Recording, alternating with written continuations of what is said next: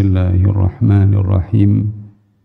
Natlu alaika min naba'i Musa wa fir'auna bil haqqi liqaumin yu'minun. Sadaqallahul adzim. Jamaah salat zuhur Masjid Ar-Rahmah yang dirahmati Allah Subhanahu wa taala.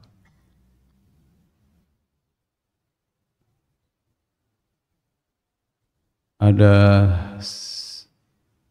seorang dai muda kelahiran Palestina dan lulus sebagai magister sastra Arab dari Universitas Libanon yang dalam sebuah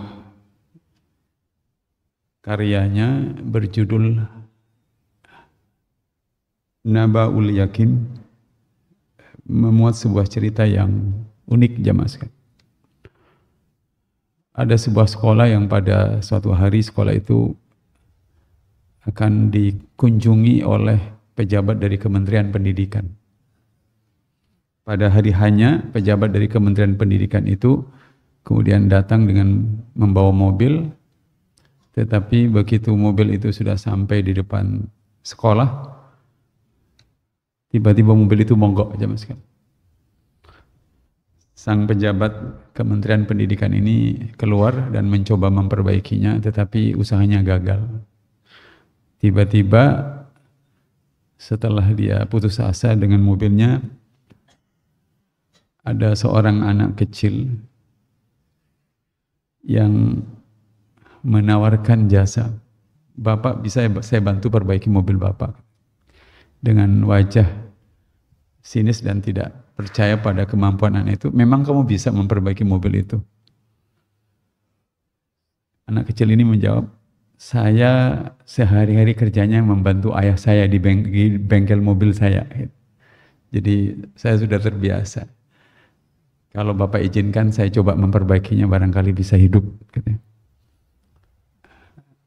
Daripada tidak ada ikhtiar lain setelah dirinya gagal, pejabat Kementerian Pendidikan ini kemudian memperbolehkan anak kecil itu memperbaiki. Hanya butuh beberapa menit, mungkin kira-kira 10 menit, mobil itu hidup. Nah, pejabat Kementerian Pendidikan itu kemudian takjub dan bertanya, kamu enggak sekolah? Kelihatannya anak kecil itu memang murid dari sekolah itu. Kata anak kecil itu, Pak, kemarin kami diberitahu bahwa sekolah ini akan didatangi oleh pejabat Kementerian Pendidikan. Kepala sekolah kami mengatakan yang boleh masuk anak-anak pintar saja. Jadi saya tidak masuk sekolah, Pak. Gitu. Cerita unik ini menggugah kita, jamaah Allah, bahwa kepala sekolah itu menganggap hebat itu ukurannya adalah otak. Kepala sekolah itu tidak menghitung bahwa ada muridnya yang mempunyai keahlian reparasi mobil, tapi karena sudah dikadung disebut yang pintar boleh masuk, yang tidak pintar tidak boleh masuk, dia memilih tidak masuk karena memang dianggap tidak pintar. Tapi buku yang ceritanya saya kutipkan yang sudah diterjemahkan 2020 ini adalah salah satu buku dari karya Syekh Adam Asy-Syarqawi. Adam Asy-Syarqawi ini adalah dai, pejuang di Palestina, tetapi dia memilih tugas terbesarnya adalah menulis, dan banyak tulisan-tulisan beliau. Salah satunya tulisan yang sangat menginspirasi adalah Rosail Minal Quran. Saya mendapatkan Rosail Minal Quran itu ketika kemarin haji. Pas belum wukuf itu, penerjemahnya mengirimi saya flyer buku itu. Dalam pengantarnya, di flyer buku itu, pada video yang beredar di YouTube, pejuang Hamas itu yang sedang berjuang itu, di sela-sela kesibukannya, mereka berdiskusi, dan di tengah-tengah majelis mereka itu ada kitab atau buku yang berjudul Rosail Minal Quran. Kelihatan sekali. Seolah-olah mereka ingin mengabarkan kepada dunia kami yang sedang berjuang menghadapi Israel ini, salah satu bacaan kami adalah Rasail Minal Quran.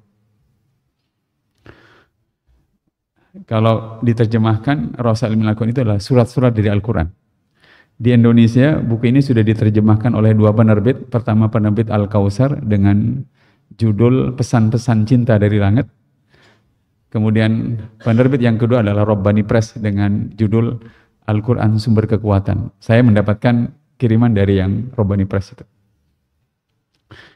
Hadirin yang dirahmati oleh Allah Subhanahu wa taala, kata penerjemahnya itu, kita mungkin penasaran yang melihat video pendek itu. Di tengah-tengah pejuang Hamas itu berjuang melawan Israel, mereka seperti ingin mengatakan yang kami baca salah satunya selain mereka rutin membaca Al-Quran, menghafalnya dan menjadi bekal perjuangannya menghadapi Hamas, mereka mengkaji sebuah kitab yang berjudul Rasail Minal Quran. Nah, salah satu isi yang unik adalah, hadirin sekalian, ketika beliau menjelaskan surat ke-28 ayat ke-7. Yang surat 28 ayat ke-7, tadi ayat ketiganya saya kutipkan jamaah sekalian. Natlu alaika min naba'i Musa wa Fir'auna bil haqqi liqaumi yu'minun. Kami bacakan kepada engkau Muhammad sejarah hidupnya Musa dan Fir'aun bagi orang-orang yang beriman. Jamaah.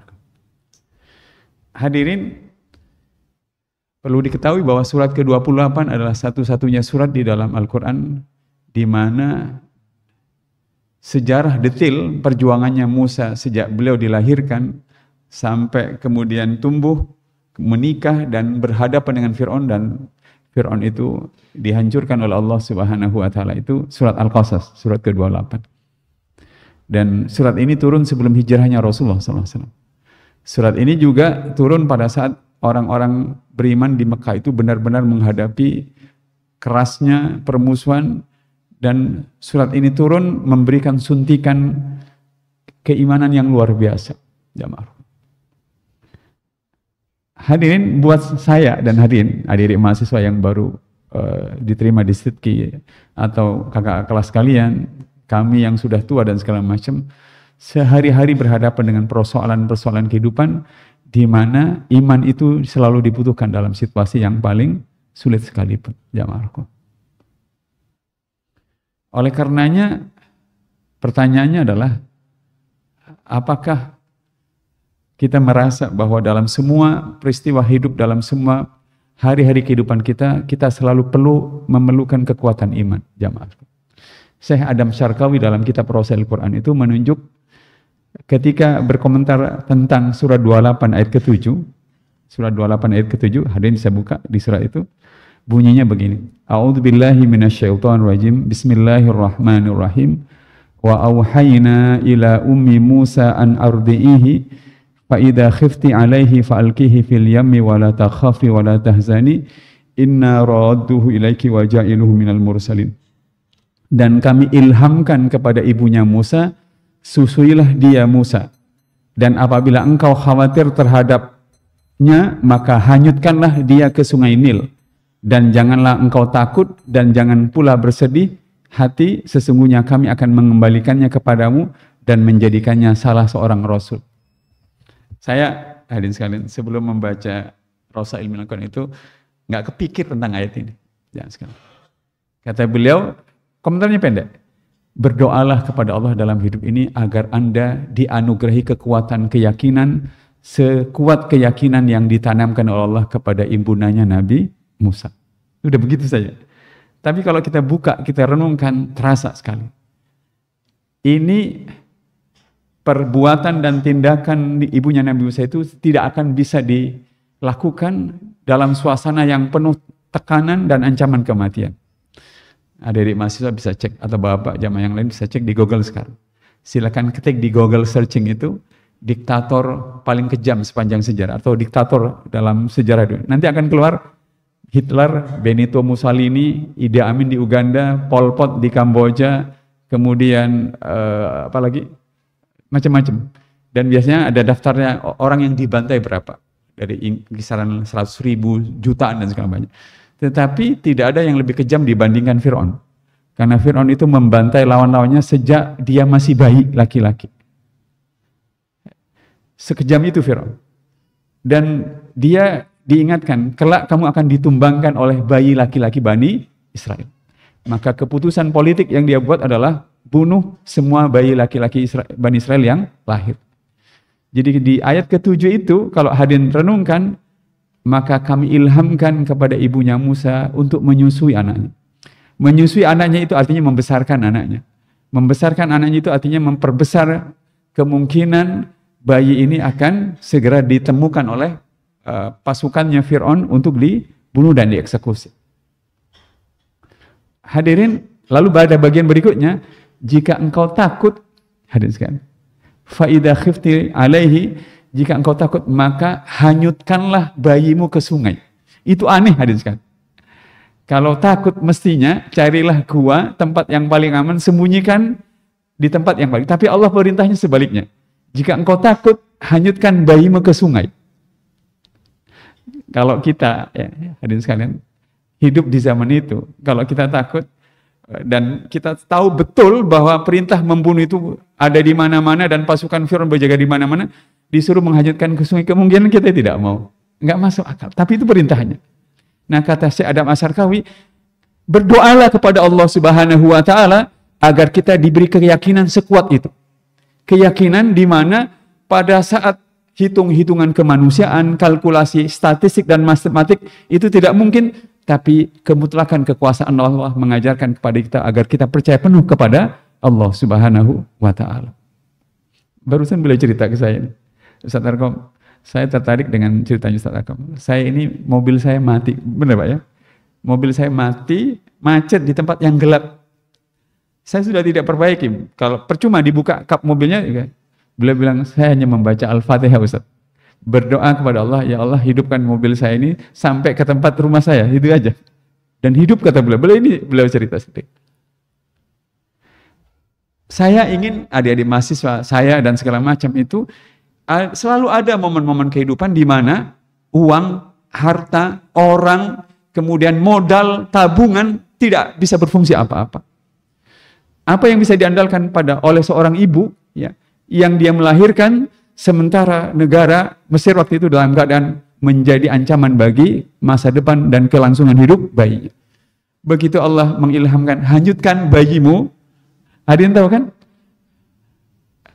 Dan itu bayi kan bisa kemana-mana. Tapi apa yang terjadi? Bayi itu masuk ke istananya Fir'aun. Dan begitu masuk ke istana Fir'aun, di ayat ke-11-nya, hadirin bisa cek, waktunya giliran menyusu, kata Allah Subhanahu wa Ta'ala, kami haramkan ayat 11 mana? Ayat 12. Wa haramna 'alaihi al-maradi'a min qabl. Wa qalat hal adullukum ala ahli baiti yakfulunahu lakum wa hum lahu nasib. Dan kami cegah dia Musa menyusu kepada perempuan-perempuan yang mau menyusuinya.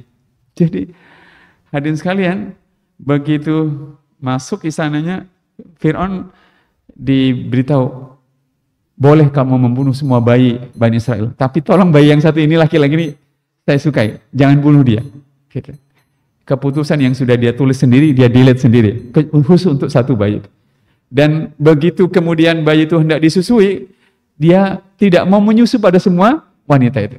Lalu datanglah saudaranya Musa, aku bisa menunjuk sebuah keluarga yang bisa menyusui dan bisa memelihara itu. Kata Fir'aun, panggil dia. Coba. Allah ingin mengingatkan kita bahwa semengerikan apapun, sekejam apapun, ya, orang-orang yang zalim, yang memusuhi kebenaran, Allah ingatkan kita yang sedang membawa agama, yang berjuang itu, untuk terikat kuat kepada Allah Subhanahu wa Ta'ala. Dan Allah mengingatkan kita, usaha yang sangat kecil saja bisa menumbangkan Fir'aun yang begitu mengerikan itu. Kata Syekh Adam Asyarkawi, berdoalah kepada Allah Subhanahu wa Ta'ala agar Anda diberi kekuatan keyakinan, sekuat keyakinan yang di Allah tanamkan pada ibundanya Ibu Musa, Nabi Musa itu. Hadirin, setelah itu apa yang terjadi hadirin? Di surat ke-28 ayat 7 itu, hanyutkanlah bayimu ke sungai, aku akan mengembalikannya kepadamu. Bayangkan, disuruh hanyutkan tapi akan dikembalikan ke dia. Dan aku akan mengangkatnya menjadi seorang rasul.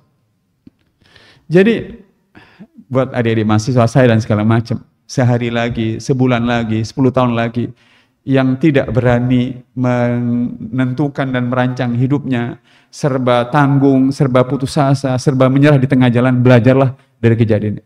Kata Syekh Adam Syaraqi, kuatkan keyakinan hidup kita sekuat keyakinan yang ditanamkan oleh Allah kepada ibundanya Nabi Musa alaihissalam. Dan ayat itu, surat 28 ini, di ayat ketiganya, kami bacakan sejarah Musa dan Fir'aun kepadamu untuk orang-orang yang beriman. Untuk orang-orang yang membutuhkan suntikan keyakinan. Untuk orang-orang yang ketika dihadapkan pada persoalan ekonomi, pekerjaan, bisnis, dakwah, tiba-tiba keyakinannya itu merosot tajam. Dan akibatnya ikhtiarnya berkurang, putus asanya mendominasi pikiran dan perasaannya, dan dia memilih mundur dari gelanggang pertarungan kehidupan. Hadirin yang dirahmati Allah Subhanahu wa taala. Oleh karenanya saya ingin mengajak hadirin sekalian untuk memeriksa kembali sekarang agenda kehidupan kita. Kalau kita tidak bisa menyelesaikan masalah hutang, masalah pendidikan, distriki, tugas membangun masjid, mungkin salah satu penyebabnya bukan tidak ada uang. Bukan juga tidak ada orang yang mau membantu kita. Bukan tidak ada alat dan sarana. Tapi mungkin yang paling mendasar adalah masalahnya adalah keyakinan. Keyakinan yang tidak membuat kita melakukan ikhtiar apapun. Keyakinan yang membuat kita karena lemah, membuat kita tidak mau berusaha dan bekerja. Sama seperti Syekh Adam Syarqawi itu dalam kitab Rasail Minal Quran itu menyebut tentang ayat di surat Maryam ketika ibundanya Nabi Isa, Siti Maryam itu diminta menggoyang pohon kurma untuk mendapatkan makan. Kata beliau, padahal pohon kurma itu digoyang seorang laki-laki sehat saja sudah tidak mungkin, apalagi seorang wanita yang baru melahirkan. Padahal Allah baru saja memberikan bayi laki-laki kepada Siti Maryam melalui peristiwa yang dimana dia memiliki bayi tidak melalui menikah. Giliran mau makan, tiba-tiba segalanya berubah menjadi dinormalkan kembali. Maksudnya bayi diberikan oleh Allah kepada Siti Maryam melalui proses yang tidak normal karena tidak menikah, tapi giliran mau makan, Allah menyuruhnya kembali normal, artinya menggoyang pohon kurma. Kata Syekh Adam Syarqawi, itu syaratnya yang Allah butuhkan. Bekerjalah, berusaha. Nanti hasilnya urusan Allah Subhanahu wa taala. Hadirin sekalian. Saya ingin mengingatkan hadirin sekalian, nanti mungkin adik-adik mahasiswa kembali ke tempatnya masing-masing, ditugaskan, atau kita yang sudah tua menangani pekerjaan-pekerjaan apapun. Maka bekerjalah ya. Bawalah iman dalam diri kita, kemudian mintalah iman itu sekuat iman yang ditanamkan oleh Allah kepada ibundanya Nabi Musa alaihissalam. Kalaulah kita mau bekerja, tiba-tiba ruwet, kompleks, rumit dan segala macam, bekerjalah seperti bekerjanya ibundanya Nabi Isa, Siti Maryam, yang dia menggoyang pohon kurma, dan bisa dibayangkan wanita hamil, wanita baru melahirkan, sekuat apa goyangannya, tetapi itu hanya syarat saja, kurma itu dijatuhkan oleh Allah Subhanahu wa taala. Kita membutuhkan dua hal itu sekaligus dalam kehidupan ini, dan Al-Quran itu semestinya harus menyertai kita dalam setiap langkah kehidupan kita sehari-hari. Semoga bermanfaat hadirin yang dirahmati oleh Allah Subhanahu wa taala. Mudah-mudahan Allah menjadikan kita sebagai orang yang terus berinteraksi dengan Al-Quran, sebanyak mungkin kita membacanya, sebab dengan itu kita digolongkan oleh Allah sebagai orang yang banyak mengingat Allah Subhanahu wa taala, dan Allah akan mengeluarkan kita dari kegelapan pikiran, dari gelapnya keyakinan, dari gelapnya perasaan, ke terang benderangnya keimanan dan bimbingan dari Allah.